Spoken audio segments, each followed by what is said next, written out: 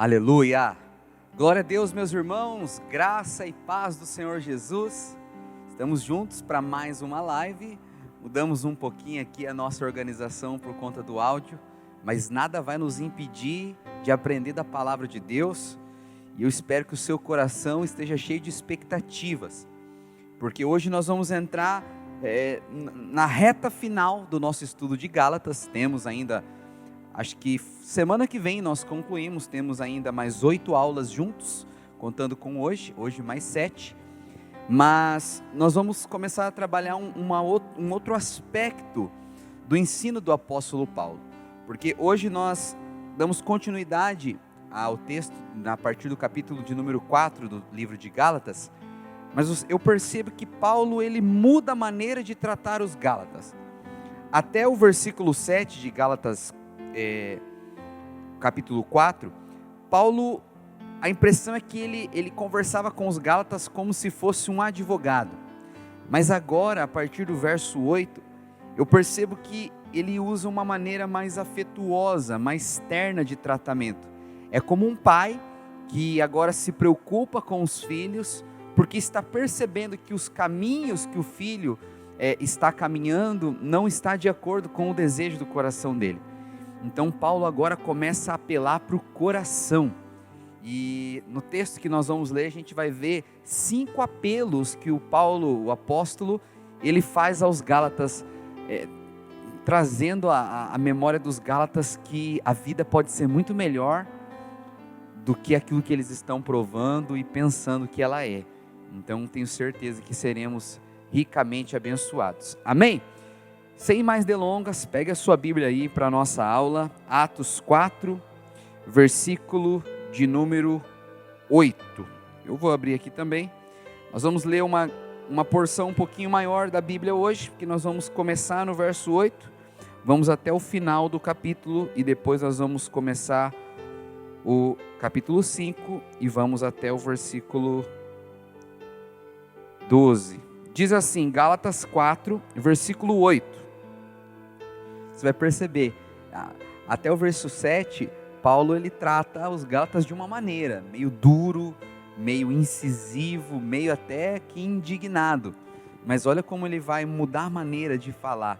Eu não sei como que você faz quando está lendo a Bíblia, mas eu gosto de ler as palavras e imaginar a situação, imaginar a entonação vocal do locutor. Então, quando eu estava lendo hoje, eu percebi isso, preste atenção. Versículo 8, Gálatas capítulo 4. Outrora, porém, não conhecendo a Deus, servis a deuses que por natureza não são. Mas agora que conheceis a Deus, ou antes, sendo conhecidos por Deus, como estáis voltando aos rudimentos fracos e pobres, aos quais de novo quereis ainda escravizar-vos? Guardais dias, meses, tempos e anos. Receio de vós, que tenha eu trabalhado em vão. Sejam como eu sou, pois também eu sou como vós. Irmãos, assim vos suplico, em nada me ofenderdes. E vós já sabeis que preguei evangelho a primeira vez por causa de uma enfermidade física. E posto que a minha enfermidade na carne vos foi uma tentação, contudo não me revelaste desprezo nem desgosto. Antes me recebestes como anjo de Deus, como o próprio Cristo Jesus. Que é feito, pois, a vossa exultação? Pois eu tenho testemunho de que se for possível, eu teria arrancado os próprios olhos para mostrar para vocês a verdade. Tornei-me porventura vosso inimigo por causa da verdade? Os quais vos obsequiam não o fazem sinceramente, mas querem afastar-vos de mim, para que o vosso zelo seja em favor deles. É bom ser sempre zeloso pelo bem, e não apenas quando estou presente convosco. Meus filhos, por quem de novo sofro dores de parto, até ser Cristo formado em vós. Pudera eu estar presente agora convosco, e falar-vos em outro tom de voz, porque me vejo perplexo a vosso respeito. Veja, ele chama agora os Gálatas de irmãos pela primeira vez, ele não tinha chamado. Ele chama os Gálatas de filhos, ao ponto de ele falar: eu sinto dor de parto para que Cristo seja gerado em vocês. Muitos de nós já ouvimos essa expressão, que Paulo sentia dores de parto, mas se você for perceber o contexto da carta aos Gálatas, não era dessa maneira que ele tratava os irmãos. Versículo 21 continua dizendo, Gálatas 4: dizei-me vós, o que quereis? Os que querem estar sobre a lei, acaso não ouvis a lei? Pois está escrito que Abraão teve 2 filhos, um da mulher escrava e o outro da livre. Mas o da escrava nasceu segundo a carne, o da livre mediante a promessa. Estas coisas são alegóricas, porque essas 2 mulheres são 2 alianças. Uma na verdade se refere ao monte Sinai, que gera escravidão, e é Agar. Ora, Agar é o monte Sinai na Arábia, e corresponde a Jerusalém atual, que está em escravidão com seus filhos. Mas a Jerusalém lá de cima é livre, e ela é a nossa mãe, porque está escrito: alegra-te, ó estéril, que não darás à luz, exulta e clama, tu que não estás de parto, porque são mais numerosos os filhos da abandonada que os filhos da que tem marido. Vós, porém, irmãos, sois filhos da promessa, como Isaque. Mais uma vez ele chama os Gálatas de irmãos, diz que eles são filhos da promessa, eles são filhos de Sara, não são filhos de Agar. Como porém outrora, o que nascera segundo a carne, perseguia o que nasceu segundo o Espírito, assim também agora. Contudo, que diz a Escritura? Lança fora a escrava e seu filho, porque de modo algum o filho da escrava será herdeiro com o filho da livre. E assim, irmãos, somos filhos, não da escrava, mas sim da livre. Passa lá para o capítulo 5, diz assim, versículo 1. Foi para a liberdade que Cristo vos libertou. Permaneceis, pois, firmes, e não vos submetais de novo a julgo de escravidão. Eu, Paulo, vos digo que se vos deixar de circuncidar, Cristo de nada vos aproveitará. De novo, testifico a todo homem que se deixa circuncidar, que está obrigado a guardar toda a lei. De Cristo vos desligastes, vós que procurar justificar-vos na lei, da graça decaíste. Porque nós, pelo Espírito, aguardamos a esperança da justiça que provém da fé. Porque em Cristo Jesus nem circuncisão, nem a incircuncisão tem valor algum, mas a fé que atua pelo amor. Vós correis bem. Quem vos impediu de continuardes a obedecer à verdade? Paulo está perguntando para os Gálatas: quem está impedindo vocês de caminhar debaixo da verdade do Evangelho? Porque deve ter alguma coisa que está paralisando a caminhada de vocês. Quem é? Esta persuasão não vem daquele que vos chama. Um pouco de fermento leveda toda a massa. Confio de vós no Senhor, que não alimentareis nenhum outro sentimento, mas aquele que vos perturba, seja ele quem for, sofrerá condenação. Eu, porém, irmãos, se ainda prego a circuncisão, por que continuo sendo perseguido? Logo está desfeito o escândalo da cruz. Tomara até se mutilassem os que vos incitam à rebeldia. Aleluia, glória a Deus, aleluia.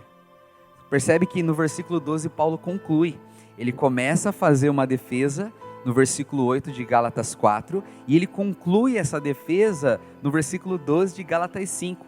Paulo, dentro desse espaço de texto, ele nos dá 5 clamores, são 5 clamores do apóstolo Paulo em relação agora, não a mais os irmãos insensatos, tolos, mas sim os filhos, aqueles que ele se importava, que ele se preocupava.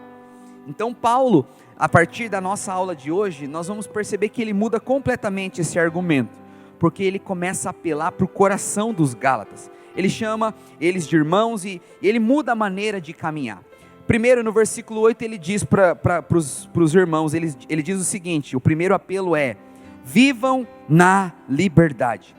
Paulo está dizendo, meus irmãos, se vocês eram escravos e agora foram libertos da lei, por que vocês não caminham debaixo graça e dessa liberdade que vocês receberam.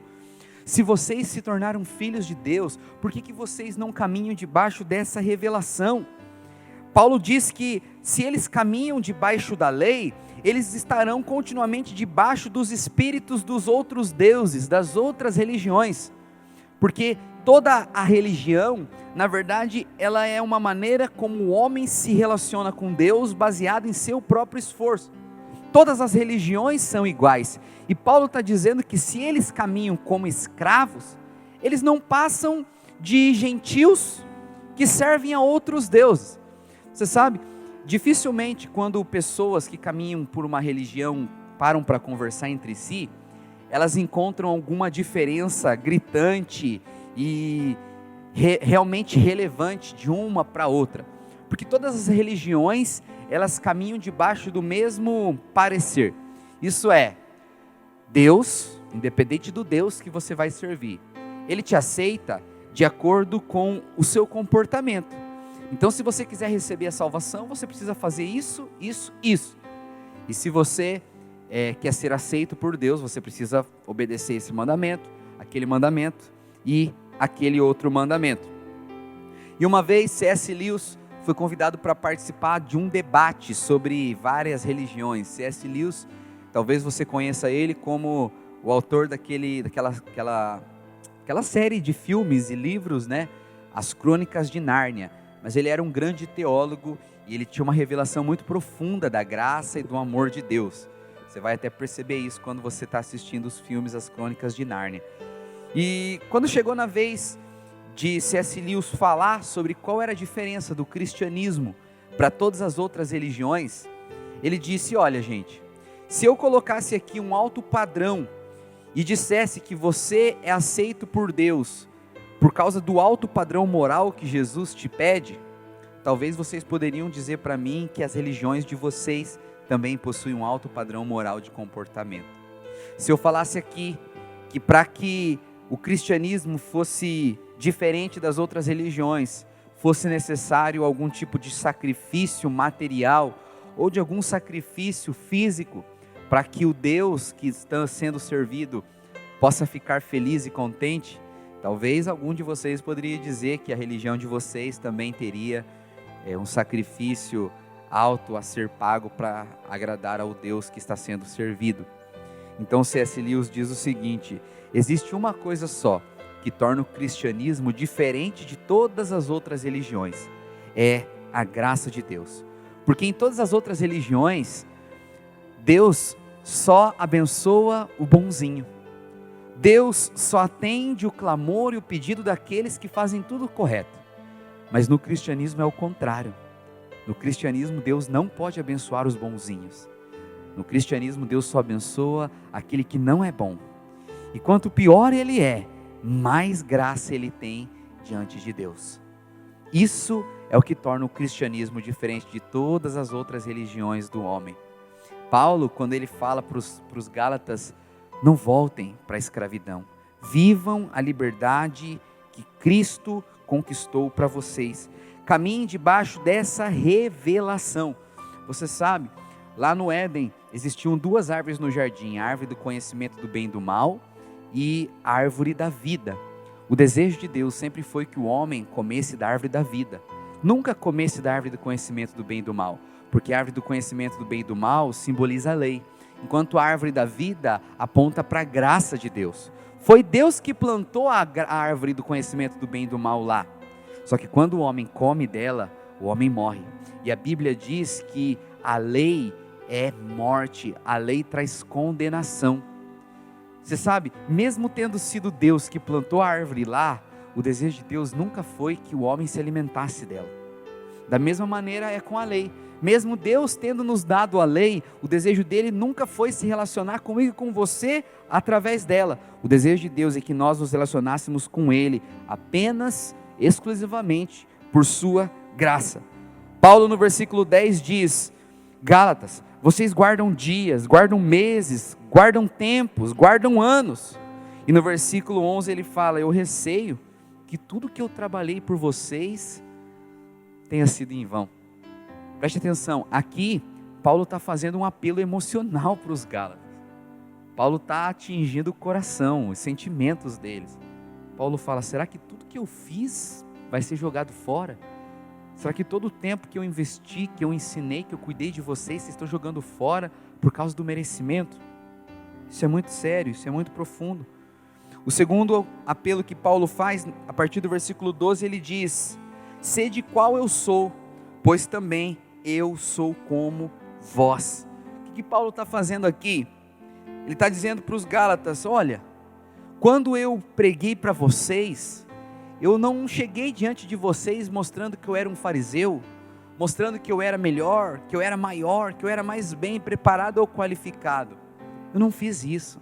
Eu fiz da mesma maneira como vocês eram. Isso nos remete lá ao texto de 1 Coríntios 9:20, que Paulo fala: eu me fiz de judeu para ganhar os judeus, de grego para ganhar os gregos, de louco para ganhar os loucos. Só que Paulo diz o seguinte: olha, eu me fiz como vocês. Então por que vocês não se tornam como eu? Isso é, quando vocês caminhavam debaixo da lei, eu fui lá e preguei para vocês como vocês eram. Mas eu vivo a liberdade. Por que agora vocês não caminham debaixo da liberdade, assim como eu caminho? Paulo chama eles e fala: olha gente, vocês precisam compreender que eu me importo com vocês, e que eu desfruto de uma vida abundante. Eu quero que vocês desfrutem também. E eu te falo, irmãos, não que eu queira me comparar com o apóstolo Paulo, mas eu estou aqui pregando para você com esse mesmo sentimento. Eu tenho ministrado, eu tenho gastado tempo estudando, preparando, e aqui nas nossas transmissões, porque cada vez mais que eu estudo, cada vez mais que eu tenho revelação da graça de Deus, mais eu provo da liberdade que Cristo já conquistou para mim na cruz, mais eu provo do amor do Senhor. Todos os dias eu acordo na minha casa, dentro da minha família, com alegria, com o coração leve, em paz, porque eu sou amado de Deus. Paulo, ele faz esse apelo, e eu hoje aqui quero fazer esse apelo para você: viva como eu vivo. Eu não estou pregando aqui, irmão, para que você possa dizer que fez um estudo de Gálatas, e que isso se torne um conhecimento teológico na sua cabeça, porque o meu desejo não é passar um conhecimento teológico. O meu desejo com essas ministrações aqui é que você assista, estude e receba descanso, leveza, para que você possa viver a sua vida em paz, sabendo que você é amado de Deus. O terceiro argumento de Paulo, no versículo 21, ele fala: vivam como verdadeiros filhos de Abraão. E Paulo usa uma argumentação muito ousada, porque os cristãos judaizantes afirmavam que os Gálatas não eram filhos de Abraão, assim como eles eram. E eles falavam o seguinte: se vocês querem ser filhos de Abraão, vocês precisam se circuncidar. Paulo não nega que de fato eles eram filhos de Abraão, mas ele faz uma pergunta: vocês são filhos de Abraão, mas quem é a mãe de vocês? Porque o Senhor, a partir do versículo aqui de número 21, ele nos faz uma referência, através de Paulo, na verdade, lá ao Velho Testamento, que nós já dissemos aqui que somos herdeiros. Por que somos herdeiros? Porque somos filhos de Abraão. Mas é o seguinte: Abraão teve duas mulheres. A Bíblia diz que Agar era escrava e Sara era livre. Abraão se deita com Agar e tem um filho chamado Ismael. Esse Ismael aponta para a lei, porque Ismael nasceu quando Abraão quis usar da força própria para viver a bênção que Deus tinha prometido, ou para ver a manifestação da promessa de Deus. Na verdade, Ismael é um símbolo da lei, é um símbolo do esforço próprio, enquanto Sara é o exemplo da graça de Deus. E Sara é mãe de um menino chamado Isaac. Isaac é o sinal da graça. Isaac é a prova de que Deus abençoa quando o homem não pode fazer mais nada. Por isso que Paulo diz: quem é a mãe de vocês? Sabe, irmãos, isso é muito poderoso, porque são três argumentos que o apóstolo Paulo usa aqui nesse parágrafo. O primeiro é o argumento histórico. Ele diz o seguinte: você lembra? Existe um filho da escrava, que aponta para a lei, e existe um filho da livre, que aponta para a graça.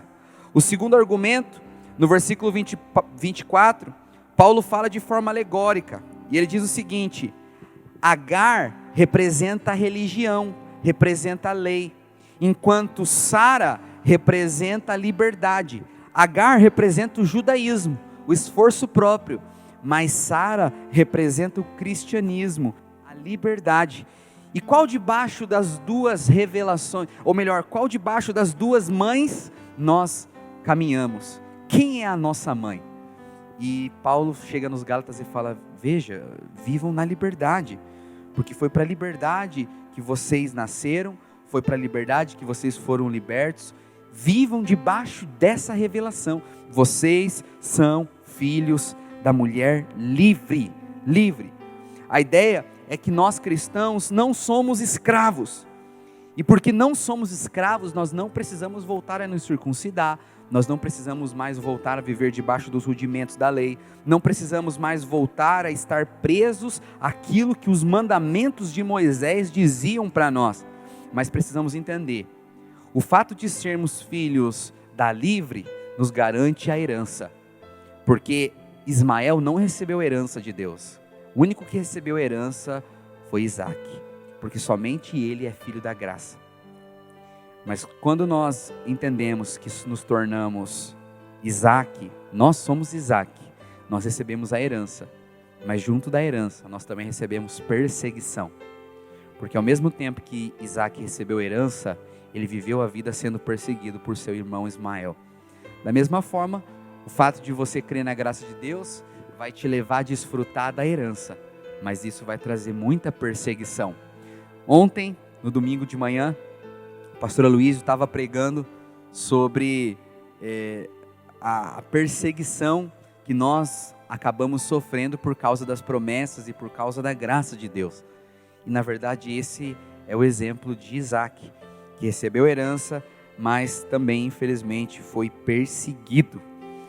O quarto apelo que Paulo faz começa no capítulo 5 e ele diz: foi para a liberdade que Cristo vos libertou. Paulo está dizendo que no momento, irmãos, que você se converteu, você foi verdadeiramente livre. A cruz de Cristo é uma carta de alforria. Sabe, o dia que você batiza e você recebe o certificado de forma natural, aquele certificado é a prova física de que você não é mais escravo dos rudimentos da lei. Mas no mundo do espírito, essa manifestação de liberdade, essa carta de alforria, é na verdade o nascimento que você viveu, na verdade é o novo nascimento. Pense comigo, lá no livro de Romanos, Paulo até usa esse exemplo. A Bíblia fala que a lei é como um marido muito exigente, que exigia de nós muitas coisas, e nós éramos como uma mulher que não conseguia nunca agradar o seu marido. Aquele marido não estava errado em fazer as suas exigências, tudo que ele dizia estava correto, porque ele era alguém muito correto, mas nós como esposas, mesmo tentando não conseguimos. Então como esposa a gente estava sempre com aquele sentimento de culpa, de condenação, de peso. Daí aquela mulher começa a desejar se relacionar com outro homem, a casar de novo. Mas ela sabe que enquanto ela permanece viva, ela estará ligada com aquele marido para sempre. Nada pode quebrar a aliança, a não ser a morte. Então ela ora para que Deus mate aquele antigo marido. Mas não tem como, porque eu estou te falando aqui que aquele marido era a lei. Daí só tem uma maneira agora de resolver o problema: ou aquela mulher morria, ou o marido morria.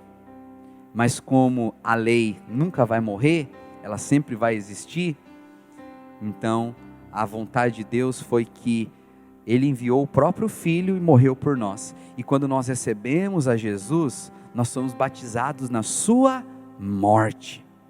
E quando eu morri com Cristo, agora eu já não estou mais sujeito àquela antiga aliança.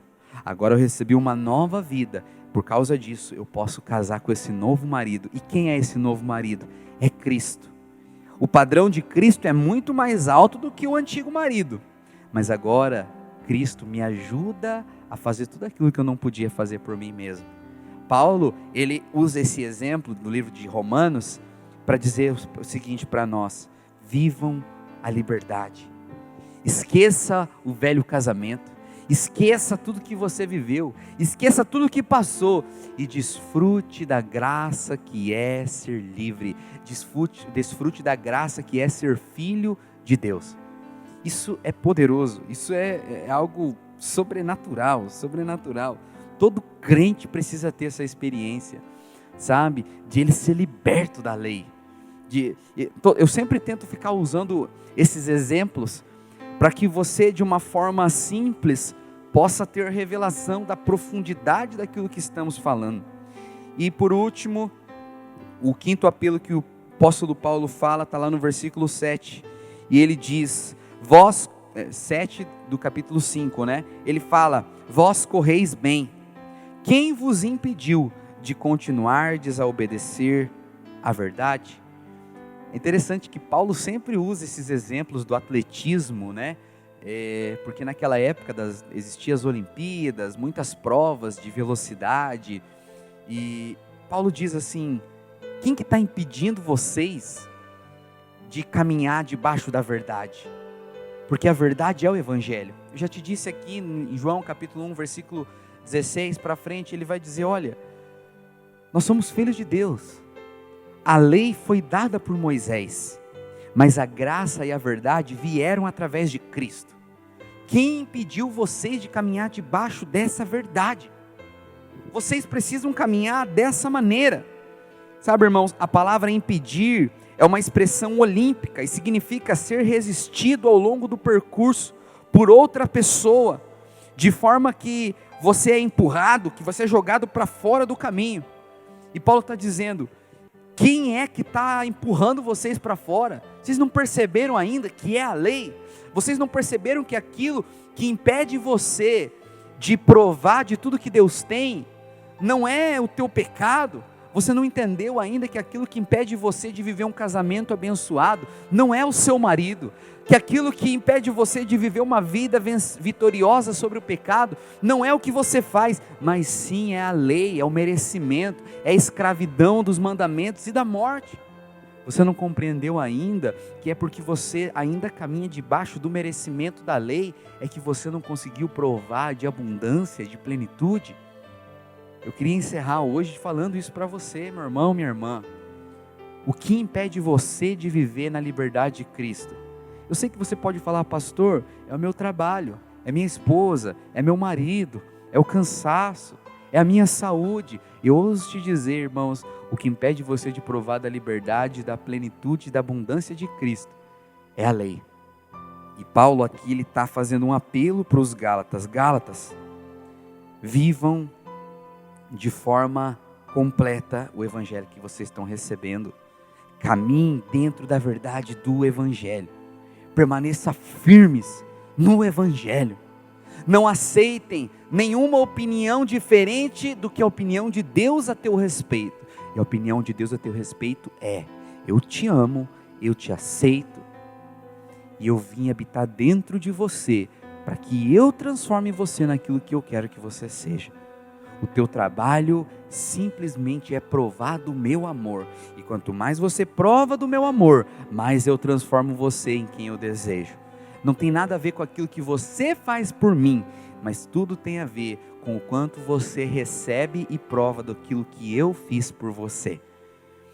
Que o Senhor possa trazer revelação disso ao seu coração, que Ele possa explodir essas verdades que nós compartilhamos aqui sobre o seu espírito, no nome de Jesus. Amém, meu irmão? Amém, minha irmã? Hoje nós vamos encerrar por aqui. Na próxima quarta-feira estaremos juntos mais uma vez. Que Deus abençoe, em nome de Jesus. Tchau, tchau.